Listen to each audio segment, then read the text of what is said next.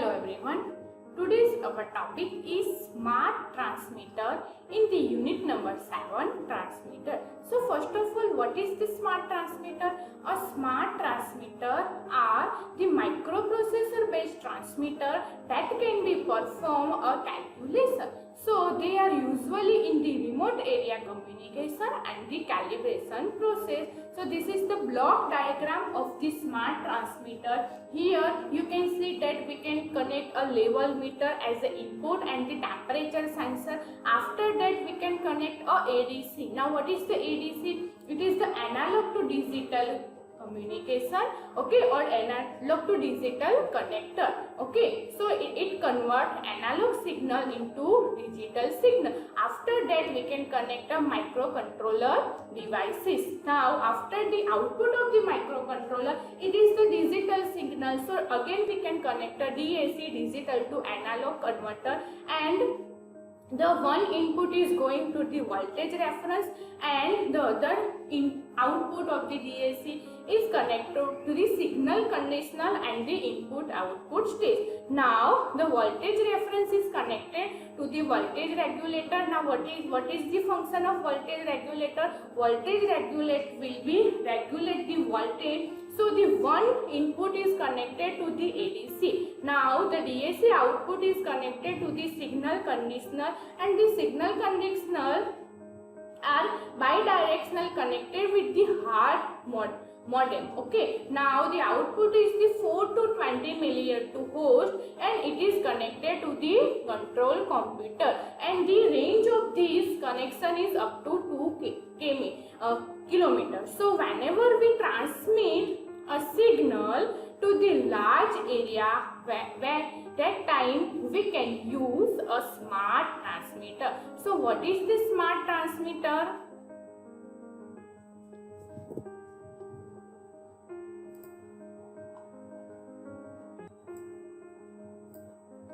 So first of all, the full form of the smart transmitter is the signal modular auto ranging remote transducer. Okay, so it is a one type of transducer, but in this transducer we can use a microprocessor and the microcontroller in this system. So they are always used in the remote area communication and the calibration process, because our plant is in the remote area and we can control the plant to the PC. So the sensor signal transmit into a unified standard signal, and our unified standard signal is 4 to 20 milliampere, 1 to 5 volt DC supply, 3 to 15 psi pressure, 0 to 10 volt DC supply. So the output is control signal is the standard such as 4 to 20 milliampere. So a smart sensor is the insensitive to the noise and which use the digital communication for the protocol that can be used for the reading purpose and reading transmitter and the measurement and the configuration to the various instruments used in the transmitter. So a smart transmitter is a microprocessor based transmitter which include the signal processing system. So the smart transmitter has the one of the inbuilt sensor. That purpose is this sensor is used to measure the atmospheric parameter which is affected to the system and give the compensator for the disturbance, and so we can eliminate the noise and the disturbance for the particular system. So there is a two output provide the 4 to 20 milliampere and 20 milliampere analog signal and the digital value through the hard modem. So the microprocessor and the microcontroller is available with the memory where we can write our setting in the program, and we can also set or reset our program, or we can also modify the program. We can set or reset our value of this used in the smart transmitter. So the long range communication is possible only with the smart transmitter with the 4 to 20 milliampere signals, and we can use a twisted pair wire for the smart transmitter. Okay, this is the overview of the smart transmitter, where we can ADC, DAC, HART model, microprocessor, microcontroller, voltage regulator use for the long distance transmitter.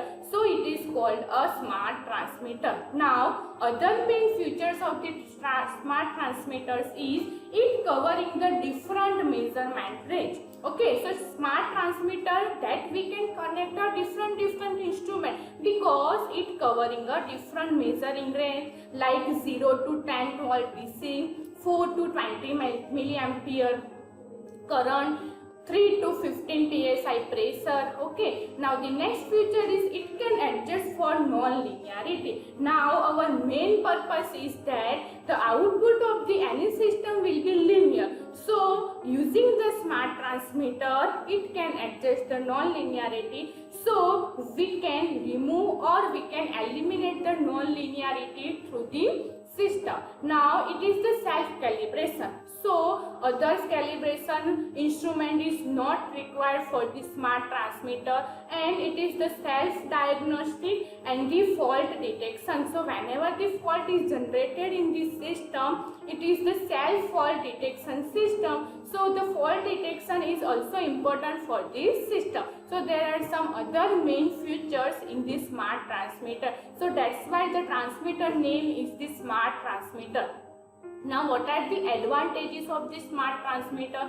So first one is the improve the accuracy and repeatability, because we can use the inbuilt calibration, inbuilt fault detection technique. So accuracy is improved. Now it is the long term stability is improved and required recalibration frequency is reduced. As you know, there is a reduce the non-linearity, so the output of the system with the long term stable system. Now it reduces the maintenance cost because they are self-maintaining devices. Now single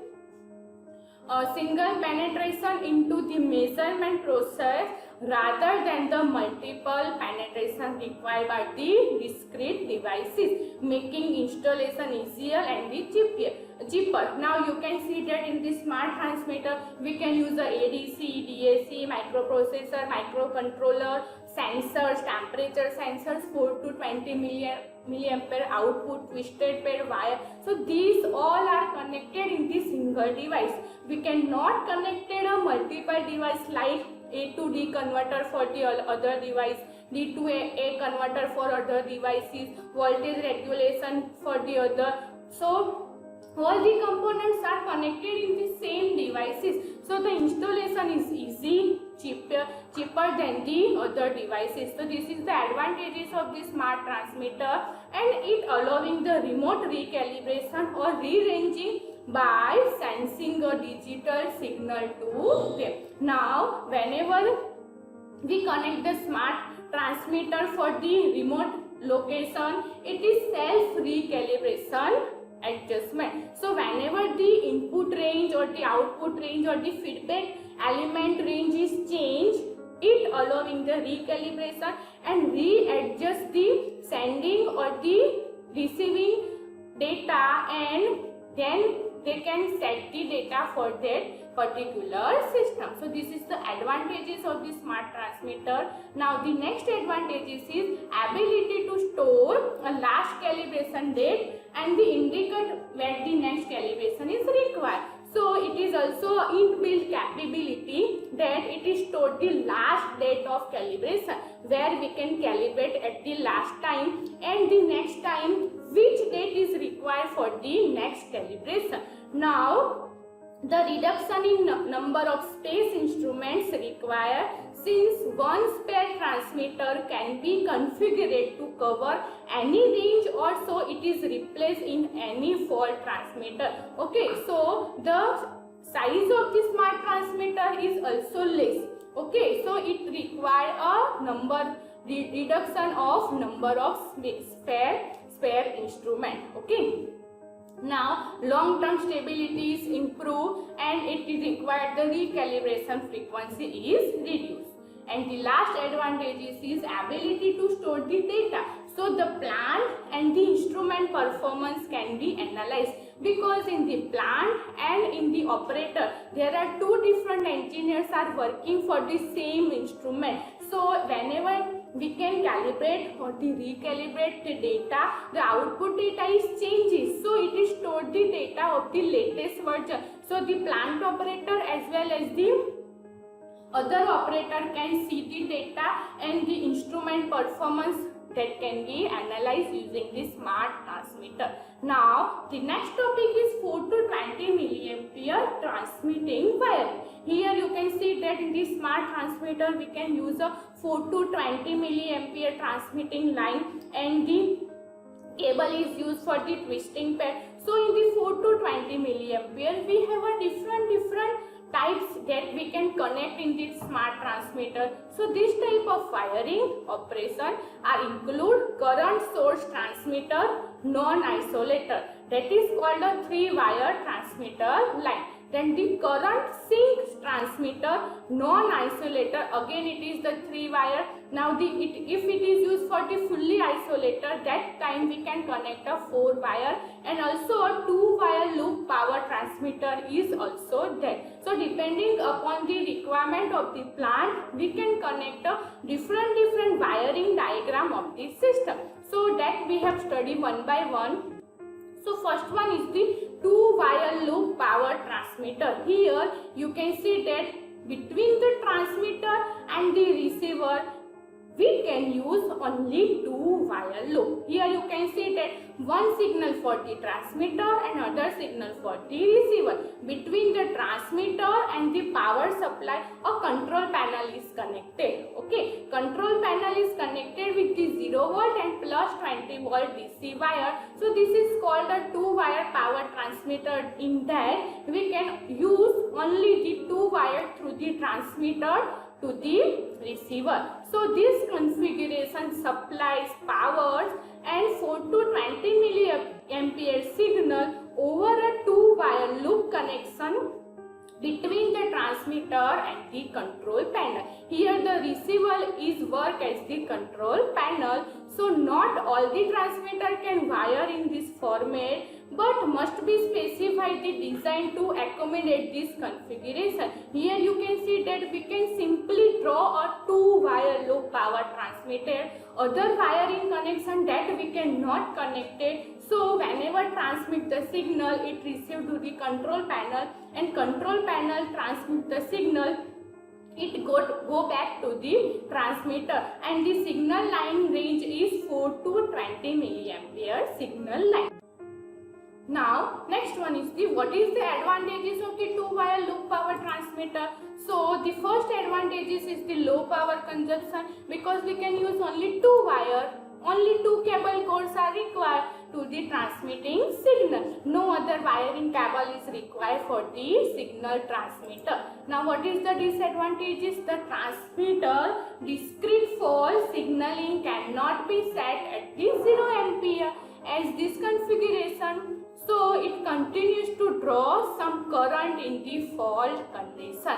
So this configuration is not suitable for the control panel that require a 0 milliampere signal for the fault indication. So whenever the signal transmit a 0 milliampere signal, there is a no fault configuration in the control room. So whenever we can use a range like 0 to 40 milliampere or 0 to 20 milliampere. So 0 indicate the low current and the 20 indicate the maximum current. So 0 milliampere is not detected for the 2-wire loop power transmitter, and there is a fault condition generated in the control panel. Whenever we use a suppose 1 to 5 volt DC supply, so 1 volt is the low voltage and the 5 volt is the high voltage. So that time we can configuration the fault to the control panel.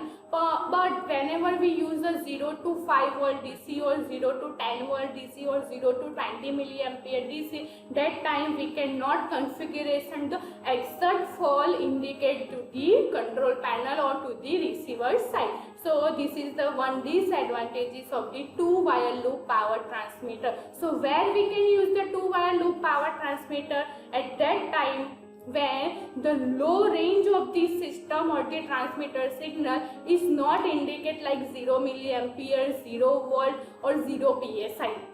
Okay, in the two wire we can also use the 3 to 15 psi pressure range because our low pressure is 3 psi.